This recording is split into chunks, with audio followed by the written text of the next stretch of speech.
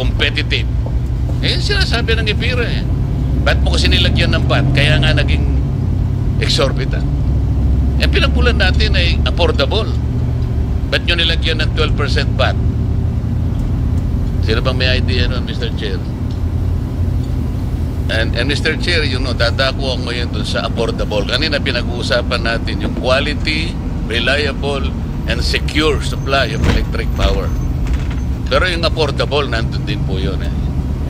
Section 2, paragraph B. Tama, President Nograles. So yung affordable, ito yung walang kamatayang issue, yung affordable na to. 24 years ago, we crafted a law. Ang pangalan ay IPIRA. Talaga yung nakalagay, affordable. Tapos pagka binasa mo pang pababayan, eh, transparent and competitive. Mga ganun eh. Competitive price of electricity. Fair. Under a regime of free competition in order to make our products globally competitive. Nakalagay. Pero talaga pong hindi natin very, very elusive yung affordable. Kasi unang-una tingnan po ninyo yung lifeline rate program natin, which is stipulated under Section 23 of IPIRA. Merong kasing ladderized yan eh. Pero in case of Meralco, alam po ninyo yung 100% na free lang, 20 kilowatt hours. Kawawang kawawa. Para malibre ka ng 100%, kailangan ang ginagamit pong kuryente hanggang 20 kilowatt hours ka.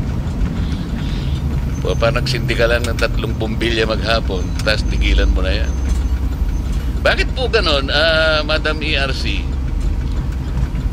Sa Meralco, ang consumption bracket discount niya po ay, let's say, 0 to 20 kilowatt hours, 100%.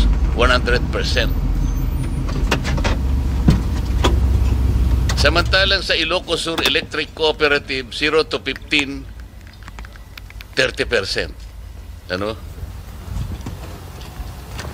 Sa Tarlac Electric Cooperative, 20%, 20 kilowatt hours, 100%. Sa Surigao del Sur, electric, Surseco 2 yata ito.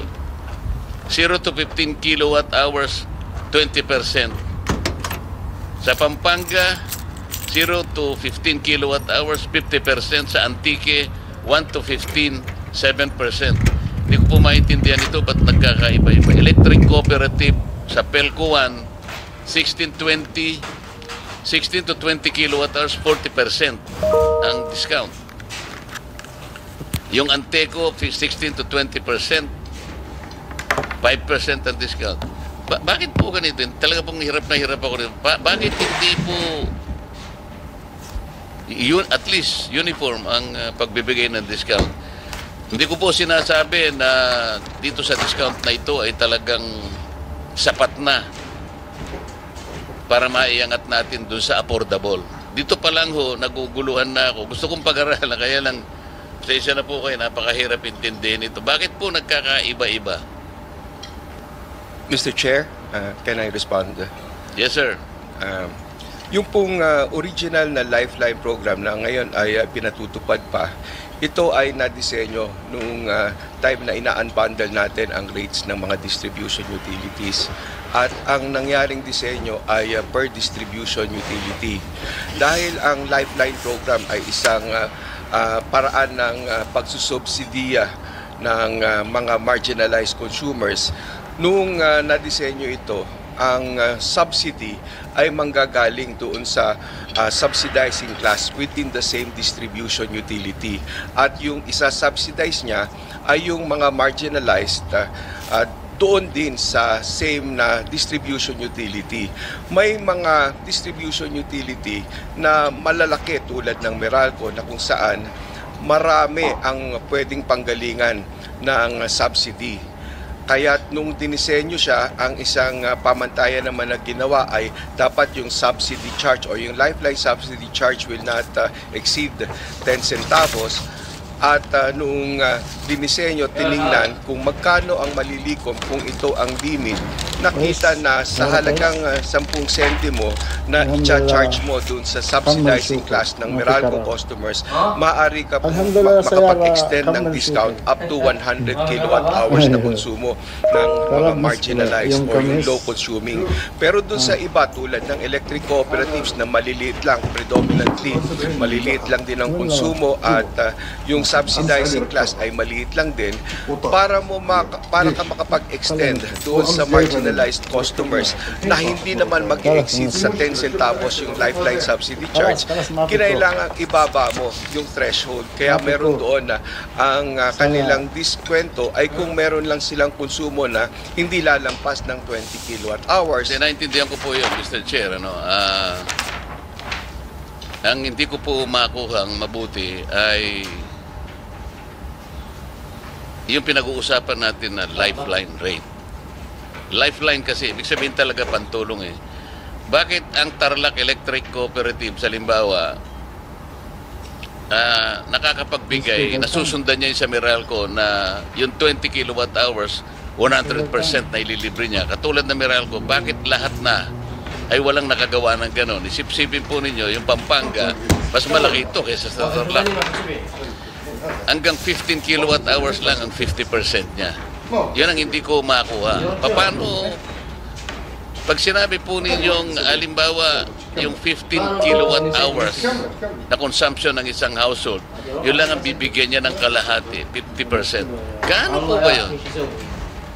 Hindi po pang buhay yun eh. Hindi lifeline yun eh. Lalong-lalo naman yung iba, walang nakaano kahit isa. Ito, Cooperative Inc., Anteco, 16 to 20 kilowatt hours, 5%. Eh siguro po kung langgam lang ang pinag-uusapan natin, sa langgam pwede na. Pero tao po itong mga ito. So paano po nakalampas sa inyong radar ito? Paano po natin masasabi na lifeline rate? Yun nga po, yun yung original na design ng Lifeline program na nakabase doon sa individual distribution. Yun po yung original design. Ngayon nga po, mayroon tayong ipapalit na kung saan ang diskwento ay ibibigay across the country regardless of the distribution utility, at ang Lifeline subsidy charge ay pare-pareho din na i-impose. Ganito na lang. Yung proposal ko po, meron akong bill eh. Para po maging ganap na maramdaman ng bawat household, lalo na po yung mahirap. Ito po kasing lifeline rate was intended for our poor people. Yung talagang walang-wala ito eh. Ngayon, ito pong ladderized na ito na hindi pare-pareho talaga. Naintindihan ko naman sapagkat hindi naman pare-pareho po yung pinanggagalingan ng mga electric cooperatives, halimbawa, o lahat ng distribution utilities. Pero pare-pareho naman ang kalagayan ng household, talagang hirap na hirap. Ito po, alam na ni Mr. Chair ito, meron po kaming panukalang batas na lahat po ng households na kumukonsumo ng 200 kilowatt hours pababa, dapat na po nating ilibre lahat yun. Hindi po kayo makasagot. We will support that po kung yan naman ay tutustusan ng gobyerno, dahil po itong Lifeline program ang tumutustus po kasi dito ay yung mga ibang consumers din. This is a form of cross-subsidy. Pero yung pong inyong prinsipyo na pinapanukala, ito po ay ang gagawin naming bagong disenyo ng Lifeline program na kung saan ang makakabenepisyo doon sa diskwento ay across the board, pero hindi lang maibibigay yon at 200, bagkus maaaring ito ay 50 kilowatt hours, 50 kilowatt hours at 30 kilowatt hours. Ganun lang po kasi pinag-aaralan natin naman din ang magiging impact niya doon sa Lifeline subsidy charge. Hindi naman po kayo magpapasyan yan eh. Kung halimbawa na naipasya ng Kongreso na ito ang maging panuntunan natin, 200 kilowatt hours parang subsidy na po sa lahat. Yun po kasi ay talagang makakatulong sa marginalized sector ng ating bansa. Siyempre po, isa-subsidize ng gobyerno yun. Tingnan po ninyo, ang philosophy po behind that is napakarami ng binibigay nating mga subsidies ngayon. Lalo na nakaraang eleksyon. Meron kayong AKAP, meron kayong AX, meron kayong TUPAD, meron kayong MAIP, bukod pa dun sa 4Ps. Alam po ba nyo kung magkano yon ang total for this year? 194 billion pesos. Pero wala namang record kung kanino napunta yon at kung paano nagkaroon ng transformation sa lahat ng mga mahihirap nating kababayan. Pero pag nilibre natin, let's say 200 kilowatt hour consumption, siguro 100 billion lang po yun. So nakatipid ka ng 94 billion. Yun po yung philosophy behind this. So, yun pong affordability issue. Naayos natin. Bababa po yung kanilang elektrisidad. Lalo na po yung mahihirap. Ngayon, kung naipasa pa po natin ang isang panukalang batas na alisin natin ang 12% VAT, immediately, bababa ang kuryente. Gusto ko po kasing kausapin ang DOE. Natulungan din kami. Kasi sasabihin ng DOE, hindi natin pwedeng. Bakit hindi natin pwedeng gawin? Hindi ba nila alam kwentahin? Kasi maaaring ang DOE kaya niyang kwentahin ito. Ano ang impact sa mga industries natin? For example, particularly the manufacturing sector. Anong impact kapag ka naibaba mo ang production cost nila? Lalaki ang kanilang output. Para ko nang nakita yon. Kasi tinitingnan lang natin yung mawawala sa atin sa collection ng taxes. Bakit hindi nila tingnan kung gaano ang ilalaki ng ating economy? Siguro kapag binaba natin, inalis natin ang VAT, yung kapalit naman nun is probably triple the economy. So, mas malaking buwis ang makukwenta. So, imbes na pag-usapan natin yung kawalan ng kusan, sabay ka, kukuha ng kukolektahin ko dyan kapag sasabihin ko naman sa kanila, problema mo yun, ikaw ang taga-kolekta eh. Bakit mo akong problema niyan? Ang problema ko lang, i-depends ako kung ano yung sinasabi ng batas. Affordable, transparent, reasonable, competitive. Eh, sinasabi ng IPIRA eh. Ba't mo kasi nilagyan ng VAT? Kaya nga naging exorbitant. Ang pinagmulan natin ay affordable. Ba't nyo nilagyan ng 12% VAT? Sino bang may idea nun, Mr. Chair? Wala naman dapat. Basahin po ninyo yung IPIRA in its original form. Wala talaga eh. Bigla na lang nagkaroon ng 6% VAT pagkatapos binigyan na naman ng another 6%. Kaya, tanggalin natin yon. And then we will present a study na kapag ginawa natin yon, ang ating manufacturing sector talagang lalaki. Ito po yung problema. Bagsak po ang manufacturing natin. It is not contributing significantly to our economy. Ang ating pong GDP is consumption-driven. Dapat production-driven. Imagine po nyo yung ating cement industry, Mr. Marasigan, Josec Marasigan. 70% ng production cost is electricity, power. Kaya po hindi sila gumiginhawa. Ang nakikinabang po ang Vietnam.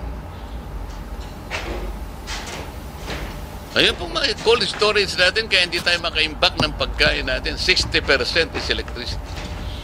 Subukan ninyong ibaba ang production cost by way of reducing the rates of electricity. Para ko nang nakita kung gaano ang 3-fold, maybe 5-fold giginhawa ang ating economy. And then, from then, we can collect more taxes. Yun ang gusto naming i-present na alternative. O di, bumaba ang kuryente, tumaas ang economy. Dapat yun ang aralin natin.